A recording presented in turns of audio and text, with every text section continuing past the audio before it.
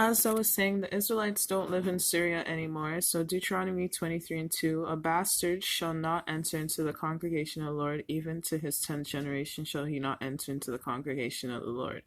Amos 2 and 9, yet destroyed I the Amorite before them, whose height was like the height of the cedars, and he was strong as the oaks, yet I destroyed his fruit from above, and his roots from beneath. That's God talking about him destroying Og, king of Bashan, the giant. Now, the book of Joshua, chapter 13, verse 30, and their coast was Mahanaim, all Bashan, and all the kingdoms of Og, king of Bashan, and all the towns of Jar, which are in Bashan, 60 cities.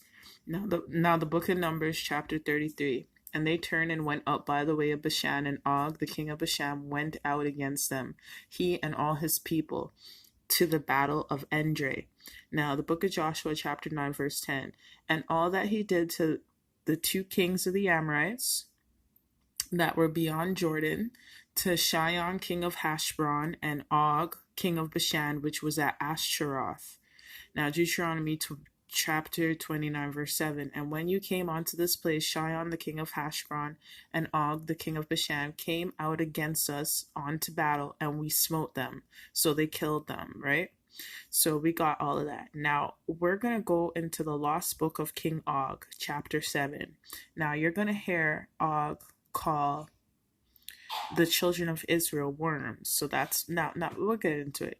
Now hear him speak. Do you think, O worm Israel, that I never stood above water, mountains, height? You have never touched the sky or stood 2 cubits over another man. So that's the giant being all proud. Baal has seen to it. Behold, I am Og, the largest man in the land. What are you planning? I have watched you crawl into the light. So remember in the book of Isaiah, it says 41 verse 14, fear not thou worm Jacob, and ye men of Israel, I will help thee, says the Lord, and thy Redeemer, the Holy One of Israel. Yeah. He's like, O worm of Israel. He's like, so is this why you have now war with me, O worm of Israel? Smote my neighbor in Shion, his brother, killed his brother, Shion. Baal will avenge us both. Baal and Baalat will empower us to sever the worm with force. False God, weak little men, look down on your warriors who trowel like ants beneath feces. Do you not know that the power in the power in but one of my arms will break the horn of Israel? Are the tablets of my exploits not traveling to you? O physical worm of Israel, of my power, renowned fields of my Adamitic pre-watcher, Nephilim brethren, murder, how we turned our wrath, and it just blanks, and then it goes foreigner, the old world stood. O bitter, black and feeble worm, did not my royal sorceress of Baal speak of your arrival? My soothsayers, victory, worship, sacrifices, priests. So it's telling you about the kingdom of darkness, sorcerers, priests, and the possessions. Baal has spoken of when I will tear the skull of the physical worm. So Baal told them that they're going to win against the children of Israel. That's what he told King Og, but it didn't happen. So Moses from his body and hold it over Bashan as a sign to how well I will murder thee. So this is him threatening Israel. So this is just a whole chapter of King Og threatening the children of Israel before they came and slew him and took over his land.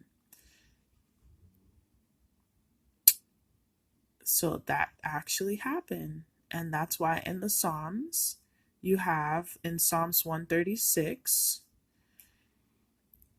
his mercy endures forever, for he slew famous kings, Shion, king of the Amorites, Og, king of Bashan, and it's also again in Psalms 135, who smote great nations and slew mighty kings, Shion, king of the Amorites, and Og, king of Bashan, and all the kingdoms of Canaan, and gave their land for a heritage and heritage unto Israel his people.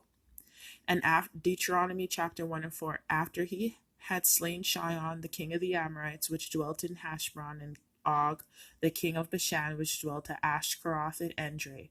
So now we know that there were other giants who were slain in the Bible.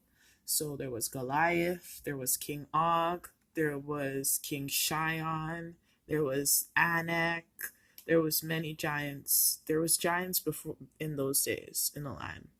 There still are today, but they're in hiding. They're actually hibernating. Some of them are sleeping. So I just wanted to get into all of that. And as you can see, the giants are very proud.